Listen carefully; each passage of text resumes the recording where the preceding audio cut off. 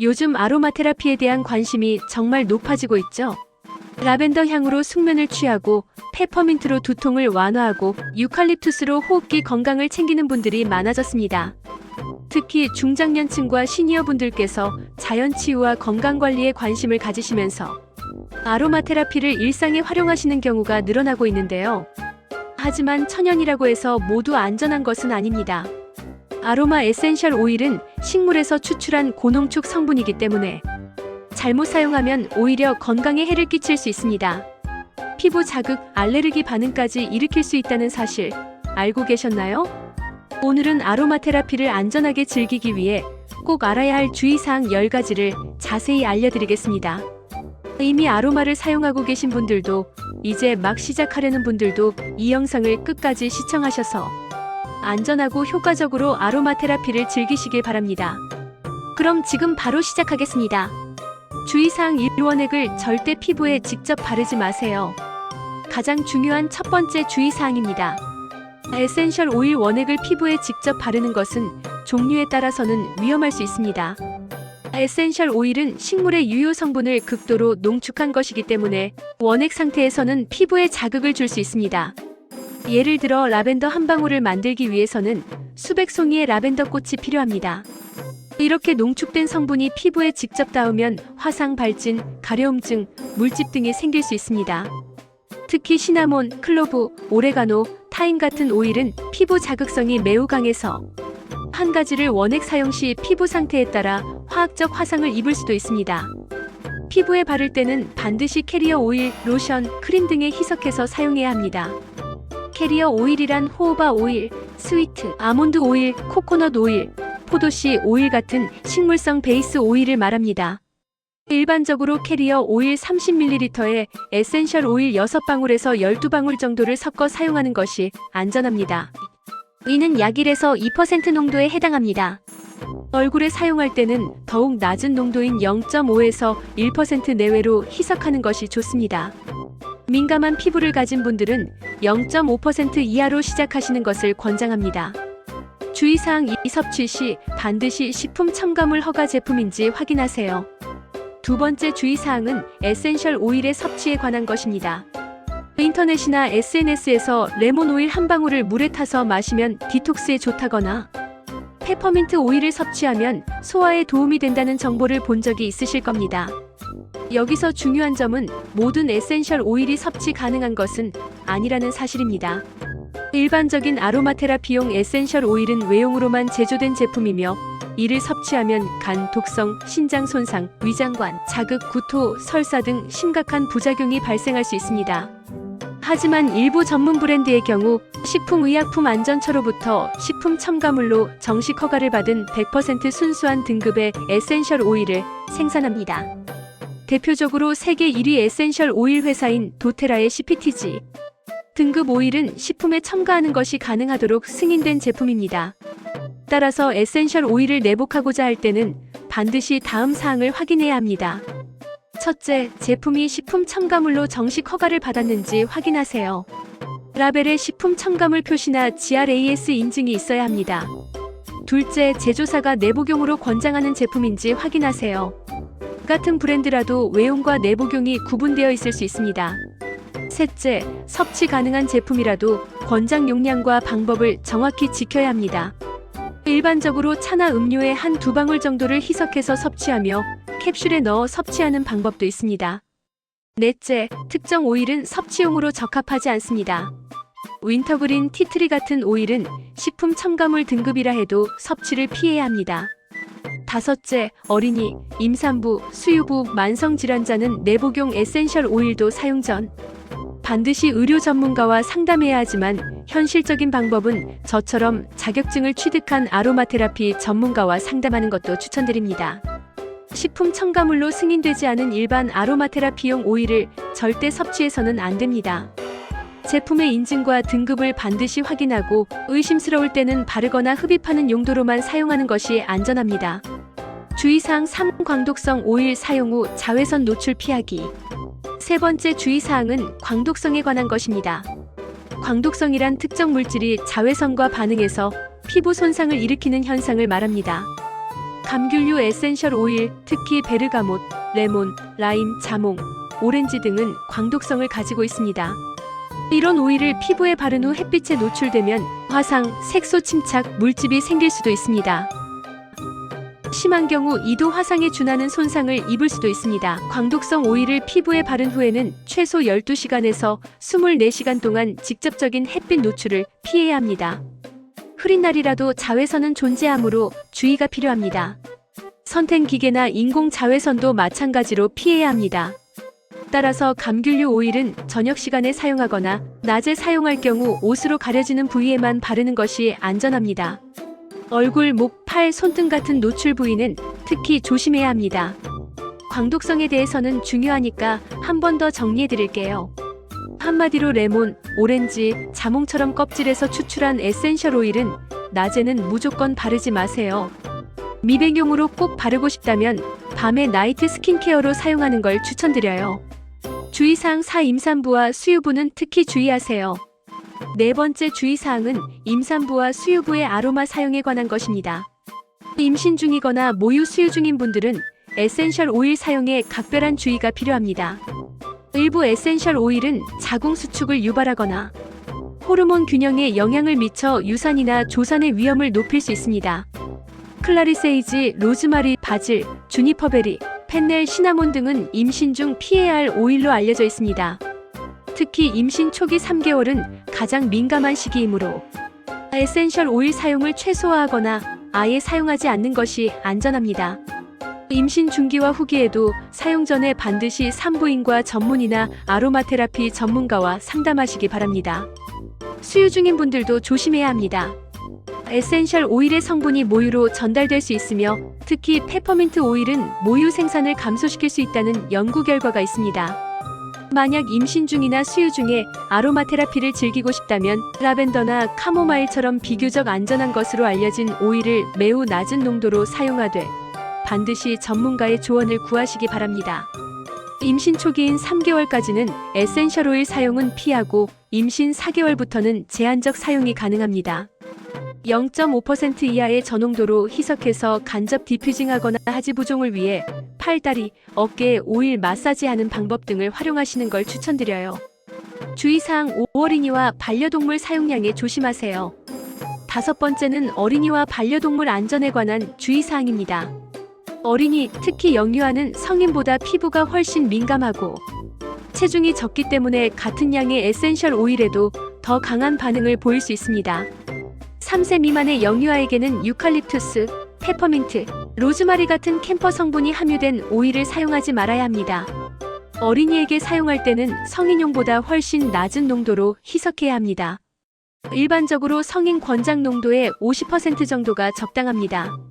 반려동물, 특히 고양이는 에센셜 오일에 매우 민감합니다. 고양이는 에센셜 오일의 특정 성분을 대사할 수 있는 간 효소가 부족해서 중독될 위험이 큽니다. 티트리, 페퍼민트, 유칼립투스, 감귤류 오일 등은 고양이에게 독성을 나타낼 수 있습니다. 개도 에센셜 오일에 민감할 수 있으며 특히 티트리 오일은 개에게도 독성이 있을 수 있습니다. 반려동물이 있는 가정에서는 디퓨저 사용 시 환기가 잘 되는 곳에서 사용하고 반려동물이 직접 접촉하지 않도록 주의해야 합니다. 여섯 번째 주의사항은 눈과 점막의 접촉을 피하세요. 에센셜 오일이 눈, 귀 안쪽, 코 안쪽, 생식기 등 민감한 점막 부위에 닿으면 심한 자극과 통증, 손상을 일으킬 수 있습니다. 특히 눈에 들어갔을 때는 절대 물로 씻으면 안 됩니다. 오일은 물에 녹지 않기 때문에 물로 씻으면 오히려 오일이 눈 전체로 퍼져 더 큰 자극을 줄 수 있습니다. 눈에 에센셜 오일이 들어갔다면 즉시 캐리어 오일이나 전지방 우유로 씻어내고 증상이 심하면 바로 안과를 방문해야 합니다. 저와 많은 회원분들의 체험담을 얘기하자면 미용 티슈를 접어 눈을 감고 있으면 티슈에 눈물과 함께 빠져나오더라고요. 에센셜 오일이 빨리 휘발되기 때문에 처음엔 따갑지만 조금만 눈을 감고 있으면 괜찮아지니 마음을 진정하고 기다리면 괜찮아집니다. 아로마 테라피를 할 때는 손으로 직접 만진 후 얼굴을 만지지 않도록 주의하고 특히 눈을 비비지 않도록 조심해야 합니다. 에센셜 오일을 다룬 후에는 반드시 비누로 손을 깨끗이 씻어야 합니다. 얼굴 마사지를 할 때도 눈 주변은 피하거나 매우 낮은 농도로 사용해야 합니다. 귀에 중이염 등의 문제가 있을 때 에센셜 오일을 직접 귀에 넣는 것도 절대 금물입니다. 주의사항 7품질이 검증된 제품을 선택하세요. 7번째는 제품 선택에 관한 주의사항입니다. 시중에는 수많은 에센셜 오일 제품이 나와 있지만 품질은 천차만별입니다. 저렴한 가격에 이끌려 품질이 떨어지는 제품을 구매하면 오히려 건강을 해칠 수 있습니다. 순수 에센셜 오일이 아닌 합성 향료나 희석된 제품을 순수 오일로 판매하는 경우도 있습니다. 또한 부적절한 보관으로 산패되었거나 오염된 제품도 문제가 될 수 있습니다. 이것은 에센셜 오일 회사를 비방하는 것이 아니라 에센셜 오일을 유통하는 유통구조가 투명하지 않고 중간 브로커들의 섞음질이 아직도 이루어지고 있기 때문입니다. 좋은 품질의 에센셜 오일을 선택하는 방법은 다음과 같습니다. 첫째, 제품 라벨에 식물의 학명이 표기되어 있는지 확인하세요. 예를 들어 라벤더라면 라벤둘라 엉구스티폴리아와 같은 라틴어 학명이 있어야 합니다. 라벤더 오일처럼 뭉뚱그린 표기만 있는 제품은 피하는 것이 안전합니다. 학명 표기는 전문성과 안전성의 최소 기준입니다. 둘째, GCMS 성분 분석을 공개하는가? 입니다. GCMS는 에센셜 오일의 화학 성분을 과학적으로 분석하는 검사입니다. 소비자가 요청하거나 확인할 수 있도록 공개할 수 있는 회사는 전 세계에 몇 안 됩니다. 국내에서 GCMS 성분 분석표를 제공할 수 있는 회사는 도테라가 유일합니다. 셋째, 어두운 색의 유리병에 담겨 있어야 합니다. 에센셜 오일은 빛에 민감해서 투명한 병에 담으면 쉽게 변질됩니다. 그래서 갈색이나 푸른색의 차광병에 보관한 오일이 안전합니다. 넷째, 가격이 너무 저렴하지 않은지 확인하세요. 진정한 순수 에센셜 오일은 대량의 식물에서 소량만 추출되므로 어느 정도 가격이 나갑니다.